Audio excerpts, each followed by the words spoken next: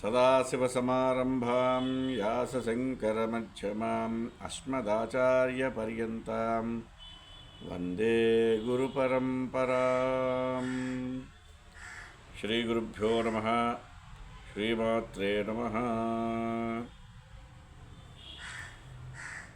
పక్షదీక్షా కార్యక్రమం రాజమహేంద్రవరంలో ఉండేటువంటి కొంతమూరు ప్రాంతంలో వడలి కుమారశర్మ గారి ఆధ్వర్య పర్యవేక్షణలో మాసదీక్షా కార్యక్రమం ఈ మాఘమాసం 19 జనవరి 2026 నుంచి 2 ఫిబ్రవరి 2026 వరకు కూడా మహా విశేషంగా వైభవోపేతంగా జరుగుతున్నది. ఇందులో భాగంగా నిత్యం కమలములతో కమలాలయ సంపుటి విధానంగా మహాలక్ష్మి యాగం, మహాలక్ష్మి హోమ కార్యక్రమం జరపబడుతున్నది. ప్రాతకాలం అంతా కూడా విశేషంగా సూర్య నమస్కార కార్యక్రమం, సౌరతీర్థం ఇవ్వడం జరుగుతుంది. సంధ్యా సమయంలో కమలాలయ సంపుటిత విధానంగా మహాలక్ష్మి హోమ కార్యక్రమం సర్వ సౌభాగ్యముల కొరకు, సకలమైనటువంటి అష్టైశ్వర్య సిద్ధి ప్రాప్తి, సమస్తమైనటువంటి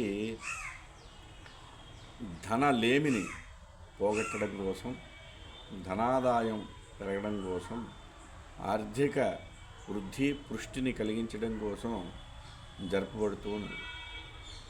ఏదైనా క్రతువు అనేటువంటిది 3 రకాలుగా జరుగుతుంది అని ధర్మశాస్త్రం.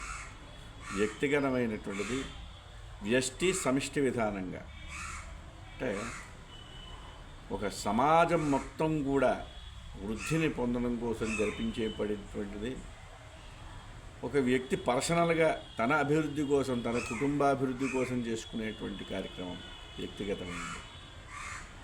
వ్యష్టిగా చేసేటువంటిది అంటే కొంతమంది యజమానుడు, ఒక 10 మంది కానీ 15 మంది 100 150 మంది యజమానులు కూడుకుని చేసేటువంటి ఒక యాగ ప్రక్రియ. అలాగా 3 విధానాల్ని ఆశ్రయించి వ్యష్టి, వ్యక్తి 3 రకాలుగా ఈ క్రతువు జరిపించబడడం విశేషం. అందుచేత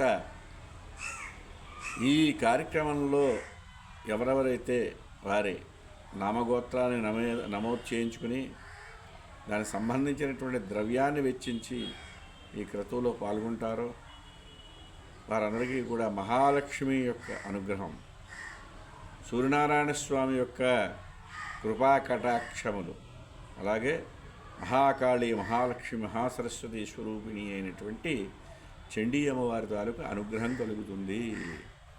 కలవు చండీ వినాయకు.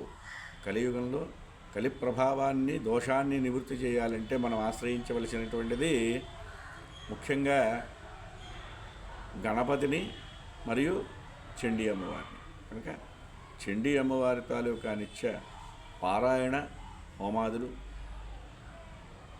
అష్టలక్ష్మి ప్రీతి కొరకై ఈ కమలాలయ సంపుటితమైనటువంటి మహాలక్ష్మి హోమములు జరగడం, కోటి కుంకుమార్చన, ఈ విశేష ఫలితాల్ని విశేష క్రతువుగా వడలి కుమారశర్మ గారి ఆచార్యత్వంలో జరగడం, వేదాన్ని శాస్త్రాన్ని క్షుణ్ణంగా తెలుసుకుని ఏ కార్యక్రమాన్ని ఏ విధానంగా చేయాలి అనే విశేష జ్ఞానాన్ని కలిగినటువంటి ఋత్విక్కులు సహకారం యాగానికి ఉండడం మన రాజమహేంద్రవర ప్రాంత ప్రజలు చేసుకునేటువంటి సుకృతంగా చెప్పుకోవచ్చు.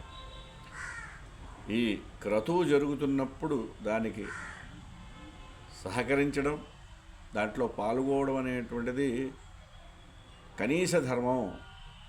ఉండేటువంటి ప్రజల తాలూకా భక్తులు కానీ ప్రజలు కానీ ఇటువంటి క్రతువులు జరిగినప్పుడు వారి కనీస ధర్మం ఏమిటి అని యోచన చేస్తే అటువంటి కార్యక్రమంలో మనం పాల్గొనడానికి ప్రయత్నం చేయడం, వెళ్ళడానికి ప్రయత్నం చేయడం, మన ద్రవ్యాన్ని అందులో వెచ్చించడం అనేటువంటిది ముఖ్యంగా. అంటే ఒక వ్యక్తి ధనాన్ని సముపార్జన చేశారు, భగవద్ అనుగ్రహం సంకల్పం లేకుండా ఎవరికీ కూడా కలిమిలేములు కలగవు అని చెప్తారు. ఒక ధనాన్ని మనం ఆర్జిస్తున్నామంటే భగవద్ అనుగ్రహం. దానికి 3 రకాలైనటువంటి ఉపయోగములుగా చెప్పబడుతూ ఉన్నాయి.